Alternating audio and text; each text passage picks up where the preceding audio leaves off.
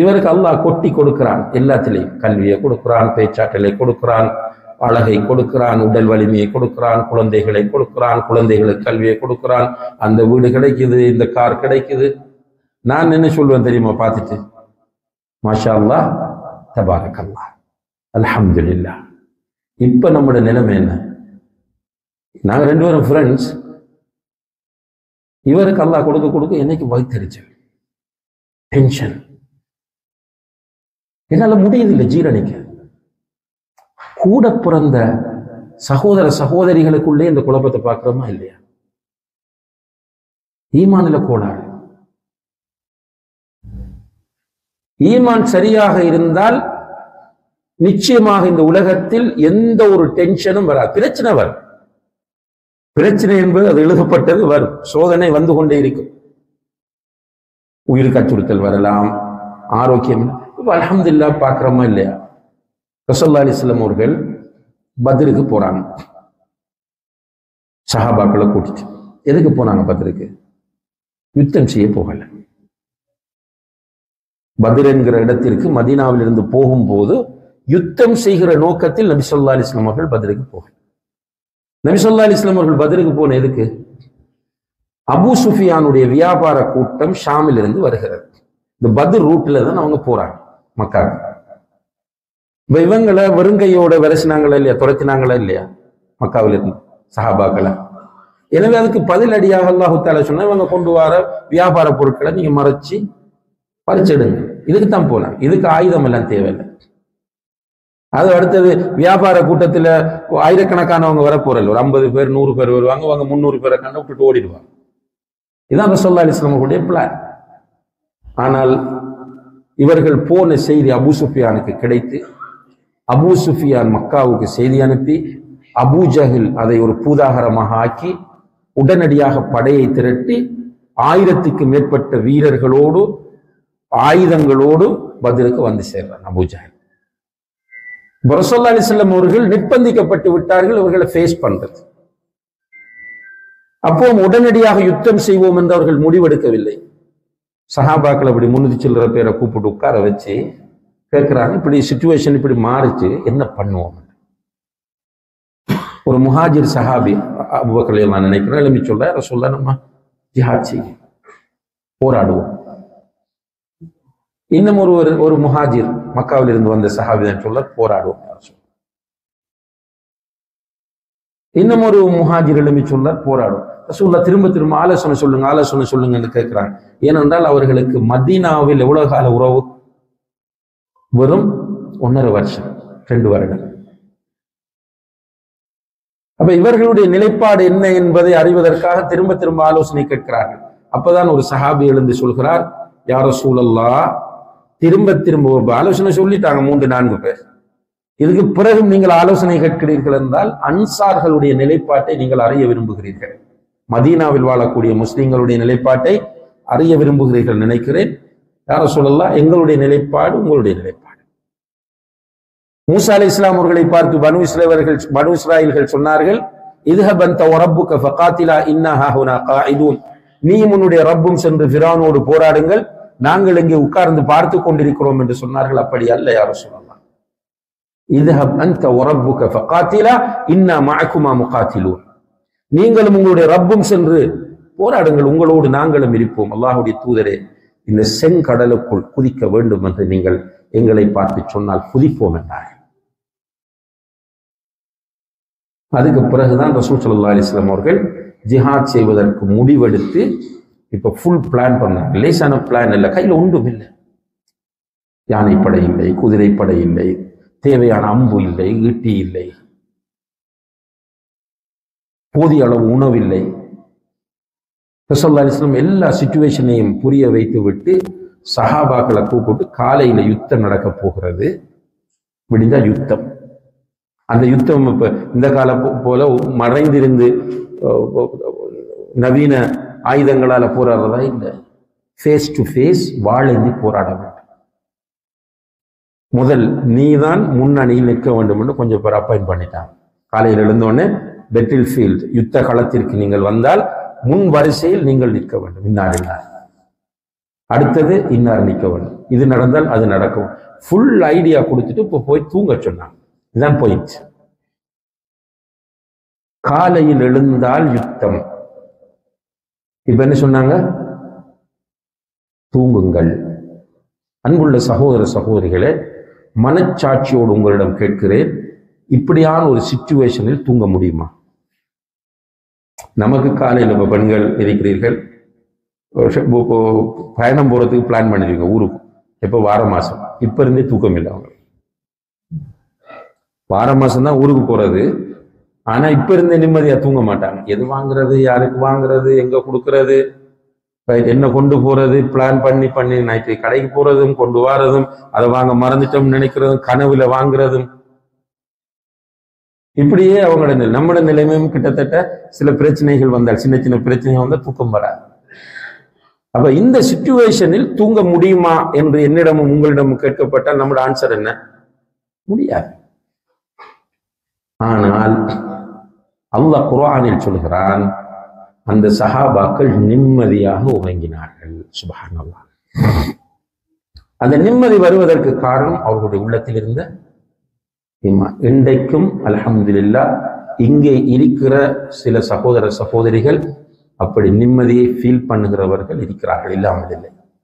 நம்ம பேசுற யாருக்குன்னா டென்ஷன் பார்ட்டி. அது அவரவருக்கு தெரியும், எனக்கு டென்ஷன் இருக்கா இல்லையா, எனக்கு தூக்கம் போகுதா இல்லையா, நான் டேப்லெட் யூஸ் பண்றேனா இல்லையா என்பது ஒவ்வொருவருக்கும் தெரியும். அவர்களோடு தான் நான் பேசிக் கொண்டிருக்கிறேன். நீங்கள் எவ்வளவு பெரிய எக்ஸ்பர்ட்டான ஒரு சைக்காட்ரிஸ்டை நீங்கள் சந்தித்தாலும், நீங்கள் ஈமானை ரிஃப்ரெஷ் பண்ணும் வரைக்கும், ஈமானை புதுப்பித்துக் கொள்ளும் வரைக்கும் நிம்மதியாக உங்களால் இருக்கவே முடியாது. ஈமானை படிக்க வேண்டும், அல்லாஹ்வை அறிய வேண்டும். நான் திரும்ப நான் கிட்டத்தட்ட நுணுக்கமாக என்னுடைய உரைகளை அவதானித்தவர்களுக்கு தெரியும். இந்த பிரான்ஸ்ல வந்து இந்த ஒரு வார காலத்தில் நாம் பேசிய எல்லா பேச்சுக்களிலும் அந்த பாயிண்டை நான் சுட்டி காட்டியே வந்திருக்கிறேன். அல்லாஹ்வை படியுங்கள், அல்லாஹ்வை அறியுங்கள். தொழுகை இல்லை, வட்டி வாங்குகிறார், அப்படி ஒழுக்கம் இல்லை, இதுதான் நம்ம பேசியிருக்கிறோம். பேசிக்க விட்டுட்டோம். மெயின் ஸ்விட்ச் அல்லாஹ்வை பற்றிய புரிதல் சரியாக ஏற்பட்டு விட்டால் எல்லாம் கிளியர் ஆகும். அல்லாஹ்வை பற்றி சரியாக தெரியாமல் தொழ ஆரம்பிக்கிறீர்களா, நிச்சயமாக விடுவீர்கள். அதுக்கு நான் பயம் இல்லாமல் சொல்லுவேன். அல்லாஹ்வை பற்றி சரியா புரியாம நீங்க அந்த உணர்ச்சியான பயானுக்கு கட்டுப்பட்டு உணர்ச்சியான சிச்சுவேஷனுக்கு அடிமையாகி தொழ ஆரம்பிக்கிற நீங்க ரெகுலரா தொழ மாட்டீங்க. தொழுதுட்டு போவீங்க, கார்ல போவீங்க, இப்ப பத்து போகும், நோ இஷ்யூ, அது பெரிய ஒரு மேட்டரே இல்லை. கூட்ட போவீங்க, செய்வீங்க, தொழுவீங்க. ஆனால் அல்லாஹ்வை புரிந்து கொண்ட ஒரு மனிதனுக்கு வக்து வரும்போது பதட்டம் வரும். வக்து மிஸ் ஆகுது. அது பிரான்ஸ்ல இருந்தாலும் சரி, சந்திரலோகத்துக்கு போனாலும் சரி. நம்மளாகவே இப்ப நம்ம சாட்டுகள் உருவாக்கிறோம். நான் டிராவலிங்ல இருக்கிறேன், அங்க இருக்கிறேன். ஏன் சட்டம்? இஸ்லாம் வந்து எல்லா காலத்திற்கும் எல்லா இடத்திற்கும் பொருத்தமானது. அது பிரான்சுக்கு பொருந்தாது, ஐரோப்பாவுக்கு பொருந்தாதுன்னு சொன்னா முட்டாள்தனம்.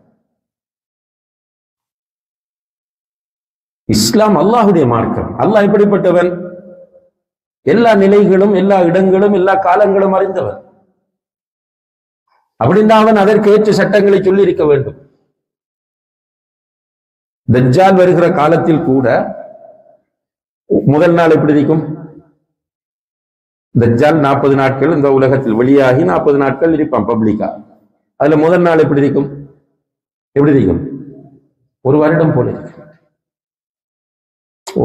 ஒரு நாளுடைய லென்த் வந்து ஒரு வருடம் போல இருக்கும். இதை சொன்ன சஹாபாக்கள் கேட்கிறாங்க, எப்படி நோன்பு பிடிக்கிறது, எப்படி தொழுறது? சுப்ஹானல்லாஹ். கால்குலேட் பண்ணி நோன்பு பிடிங்க, கால்குலேட் பண்ணி தொழுகை விடுங்கன்னு சொல்லல.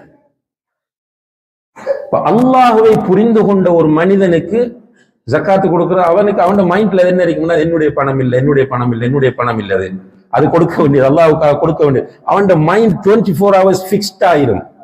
அது 1 லட்சம் கொடுக்கிறா இருந்தாலும் சரி, 1 கோடி ஜக்காத் கூட தூக்கி கொடுத்துட்டு மகிழ்ச்சி அடைவான். அதுல அவனுக்கு ஹாப்பினஸ் வருமே தவிர ஸ்ட்ரெஸ் வராது. அல்லாஹ்வுடைய வீட்டுக்கு கொடுக்க வேண்டும் யோசிக்கிறான். அல்ஹம்துலில்லாஹ், நம்மளோட பிசினஸ் நல்லா இருக்கு, நம்மளோட கணக்கிலே பள்ளியை கட்டிடுவோம். பார்க்கிறவன் நினைப்பான், இவ்வளவு காசு தூக்கி பள்ளியை கொடுத்து அவன் அந்த கொடுக்கிறவன் நினைப்பான் நான் கட்டிருக்கிறது அல்லாஹ்வுடைய வீடு. அன்னல் மசாஜித லில்லா.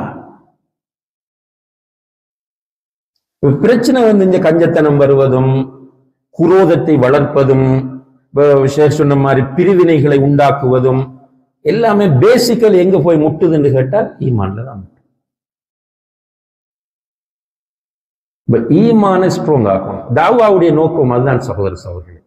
தாவா பண்றது இலங்கையில இருந்து ஒருவரை கொண்டு வந்து பேச வச்சோம், நல்லா பேசினார் என்று போறது அல்ல. அதுக்கு இப்படி பப்ளிக்கா வச்சு தான் பேசணும். தாவான்றது டீச்சிங். ஒரு ஆளை வச்சு தாவா பண்றது 3 பேரை வச்சு தாவா பண்ணலாம், 300 பேரை வச்சு தாவா பண்ணலாம். இந்த தாவாவுடைய பர்பஸ் என்னென்றால், நான் நன்றாக பேசினேன், மக்களுடைய பாராட்டை பெற்றேன், நஊது பில்லாஹ், அல்லாஹ் பாதுகாக்க வேண்டும், அலத்துல் நரகம், செஞ்சது நல்லதுதான் ஆனா நியத் நல்லது இல்லை, நரகம். முழு இந்த உலகத்தில் வந்த முதல் ரசூல் நூஹ் அலைஹிஸ்ஸலாம், அவர்களுடைய காலத்திலிருந்து இறுதி தூதர் முஹம்மது முஸ்தபா ஸல்லல்லாஹு அலைஹி வஸல்லம் அவர்கள் வரைக்கும் எல்லா ரசூல்மார்களுக்கும் கொடுக்கப்பட்ட அசைன்மெண்ட், கொடுக்கப்பட்ட பொறுப்பு, டியூட்டி என்ன? தாவா. தாவாவில் ஃபர்ஸ்ட் பிரையாரிட்டி எதற்கு கொடுத்தார்கள்? எல்லாருமே ரசூலுல்லாஹி அலைஹி வஸல்லம் அவர்கள் சொல்லுகிறார்கள், அல் அன்பியாஉ இஹ்வத்துன் லிஅல்லாத், நபிமார்கள் எல்லோரும் சகோதரர்கள், தீனுஹும் வாஹித், அவர்கள் எல்லோருடைய மார்க்கமும் ஒன்று. நூஹ் அலைஹிஸ்ஸலாம் அவர்கள் போதித்த ஈமான் ஒன்று, ஆமன்து பில்லாஹ் வ மலாயிகதி வ குதுபிஹி வ ருசுலிஹி வல் யௌமில் ஆகிர் வல் கத்ரி கைரிஹி வ ஷர்ரிஹி என்பது நூஹ் அலைஹிஸ்ஸலாம் போதிச்சது. இப்ராஹிம் அலைஹிஸ்ஸலாம் எதை போதிச்சாங்க? அதே ஆமன்து பில்லாஹ். மூசா அலைஹிஸ்ஸலாம் எதை போதித்தார்கள்? அதே ஆமன்து பில்லாஹி வ மலாயிகதி வ குதுபிஹி. ஈசா அலைஹிஸ்ஸலாம் அவர்கள் எதை போதித்தார்கள்? அதே 6 அடிப்படைகளை. நபியல் நாயம் ஸல்லல்லாஹு அலைஹி வஸல்லம் அவர்களும் வந்து போதித்தது இந்த 6 அடிப்படை. வ உம்மஹாத்துஹும் ஷத்தா, தீனுஹும் வாஹித் வ உம்மஹாத்துஹும் ஷத்தா. மார்க்கம் ஒன்று, தாய்மார் வேறு என்று சொன்னாங்க. இந்த தாய்மார் என்று நாடப்படுவது ஷரியத் என்று சில உலமாக்கள் விளக்கம் சொன்னாங்க. அவங்களுடைய ஷரியத்துகள் வித்தியாசப்படும். ஷரியத் என்ன? நடைமுறை விஷயங்கள், தொழுக, நோன்பு, ஜகாத் போன்ற சட்ட திட்டங்கள் வித்தியாசப்படலாம் நபிமாருக்கு நபிமார். ஆனால் அவ்வளவு நபிமாருடைய அடிப்படை பிரச்சாரமும் ஈமான் தான். இப்ப நமக்கு ஈமான் சொல்லப்படுறது குறைவு. எல்லாருமே நெகட்டிவாக சுப்ஹானல்லாஹ் என்னென்றே புரியாத ஒரு ஒரு மனநிலை நமக்கு ஏற்படுகிறது. அது ஒரு வகையான ஸ்ட்ரெஸ் உண்டாக்குது. ஏனென்றால் முழு பெருமே பேசுற நேரமெல்லாம் நெகட்டிவாவே பேசுறோம். பாருங்க, நீங்க 4 நண்பர்கள் உட்கார்ந்து யாரு பாசிட்டிவா பேசுறாங்க? குறைதான் சொல்றோம். குறை லா ஹவ்ல வலா குவத்த இல்லா பில்லாஹ். என்ன சகோதரிகளே இது? இந்த சமுதாயத்தில் நல்லதே இல்லையா? குடும்பத்தில் நல்லதே இல்லையா? நம்முடைய நண்பர்கள் மத்தியில் நல்ல காரியங்களே இல்லையா? சில நேரங்கள்ல நான் சொல்லுவேன் நண்பர்களிடத்துல, ஜோக்கா சொல்றது, காலையில வாக்கிங் போவோம், ஃபஜ்ர் தொழுதுட்டு போனா சிலர் கூட நடக்க வருவாங்க. நான் அவங்கள ஸ்கிப் பண்ணிட்டு தனியாக தான் போக பார்ப்பேன். ஏன்னு கேட்பாங்க. ஃபஜ்ர் தொழுதும் ஒரு ராஹத்தான மனநிலையோடு. இந்த நண்பன் வந்து என்ன பேசுவான்? ஷேக், இரவு ஒரு கனவு கண்டதுக்கு என்ன விளக்கம்? ஷேக், நான் தஹஜ்ஜத் தொழல, தூங்கிட்டேன். அந்த தஹஜ்ஜத்தை நான் கலாவா இப்ப தொழலாமா? ஷேக், இரவு வைஃபோட இப்படி நடந்து போனதுக்கு என்ன தௌபா? இப்படி கேட்பானா?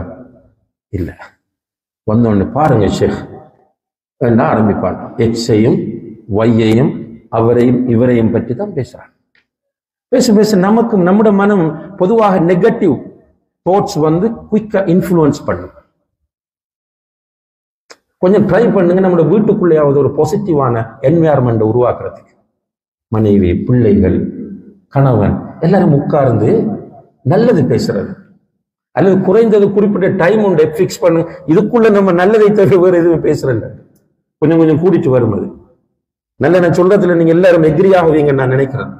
பெண்கள் ஒரு இடத்துல சேர்ந்தாலும் குறைதான் பேசுறது, அடுத்தவர்களை பற்றி தான் பேசுறது, அவங்களுக்கு அப்படி நடந்துச்சா இப்படி இருந்தது, அல்லது பெருமை பேசுறது. நம்மகிட்ட 1000 பிரச்சனை. சஹாபாக்களை பாருங்க.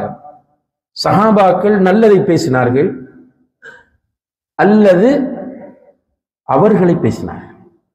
உதாரணமா ஆயிஷா ரலியல்லாஹு அன்ஹா அவர்கள் மீது அவதூறு சொல்லப்படுகிறது. மதீனா முழுக்க முனாஃபிக்குகள் இந்த அவதூறை பரப்பிக் கொண்டிருக்கிறார்கள். சஹாபாக்கள் சிலரும் கூட அதை ரிசீவ் பண்றாங்க அந்த செய்தியை. அப்படி இருக்கும்போது அபு அய்யூபுல் அன்சார் ரலியல்லாஹு அன்ஹு எல்லாருக்கும் தெரியும், ஸல்லல்லாஹு அலைஹி வஸல்லம் மதீனாக்கு வந்த உடனே போய் தங்கின வீட்டுக்காரா. அவரும் ஒரு வைஃப் உம்மு அய்யூபுல் அன்சாரியா ரலியல்லாஹு அன்ஹா, ரெண்டு பேரும் உட்கார்ந்துட்டு படுக்க ரெடி ஆகுறாங்க தூங்குறதுக்கு. வைஃப் கேட்கிறா ஹஸ்பண்ட், ஆயிஷா சில நேரம் தவறு இருக்கலாம் தானே? சுப்ஹானல்லாஹ், அவட பேச்சு பாருங்க, பொம்பளை தானே. சஃப்வான் இப்னு முஅத்தலோட லேட்டாகி வந்திருக்கிறான்னு சொன்னா சில நேரம் ரெண்டு பேரும் பிளான் பண்ணி நின்று ஜினா செய்து விட்டு வந்திருக்கலாம் தானே என்று வைஃப் கேட்கிறாங்க அபு அய்யூபுல் அன்சாரி கிட்ட. அதுக்கு அபு அய்யூபுல் அன்சாரி சொன்ன பதில் என்னது? நம்ம என்ன சொல்லுவோம்? சில இருக்கலாம் அண்ணா, அப்படித்தான் பேசுவோம். இந்த வைஃபை திருப்திப்படுத்தணுமே.